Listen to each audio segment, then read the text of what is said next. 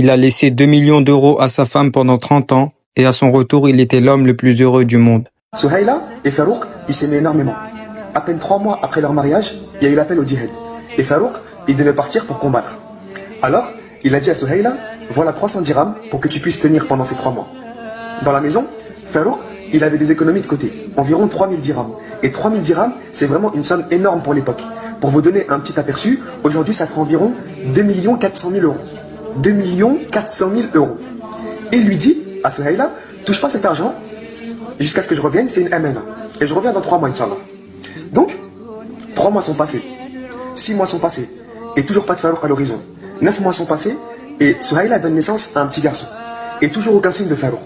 1 an est passé, 1 an et demi, 2 ans.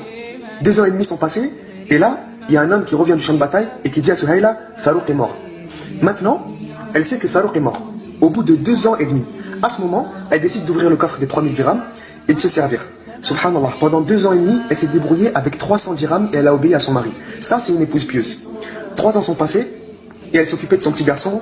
Elle utilisait cet argent pour payer ses études et son éducation islamique. Tout ça, ça se passe à Médine. Au bout de 30 ans, Souhaïla, elle pensait toujours à Farouk parce qu'il s'aimait énormément. Elle se disait, Farouk, mon héros, il est mort en martyr, quel grand homme, etc., etc. Et quand il était parti pour le djihad, il s'est retourné 2 fois pour la regarder. Et là, Souhaïla, elle l'a poussé en dehors de la maison et elle lui a dit, crains Allah, va chercher le paradis, ne t'inquiète pas pour moi, je te retrouverai là-bas, Inch'Allah. Elle l'a poussé en dehors de la maison. Et il est parti. Regarde le genre de femme, subhanallah. Donc, 30 ans après, imaginez Médine. On s'envole de Médine. Google Maps, on parcourt la terre à l'autre bout du monde et on arrive aux frontières de la Chine. Dans les campements musulmans qui défendaient le pays. En plein milieu de la nuit, les soldats musulmans dorment et parmi eux, un homme qui monte la garde.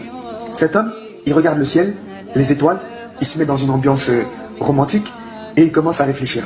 Et il se rappelle d'une femme qu'il avait, une femme qu'il aimait énormément. Alors, il commence à se demander comment elle va, qu'est-ce qui s'est passé, est-ce qu'elle s'est remariée, est-ce qu'elle est morte, est-ce qu'elle est partie vivre dans un autre pays, etc., etc. Et il commence à devenir fou.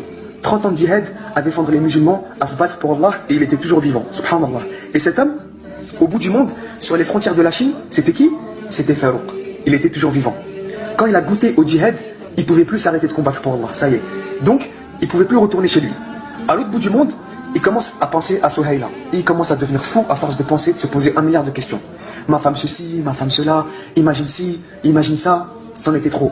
Le matin, il va voir son commandant. Il prend sa permission pour retourner à Médine, il monte sur son cheval et il galope, il galope, il galope comme le vent.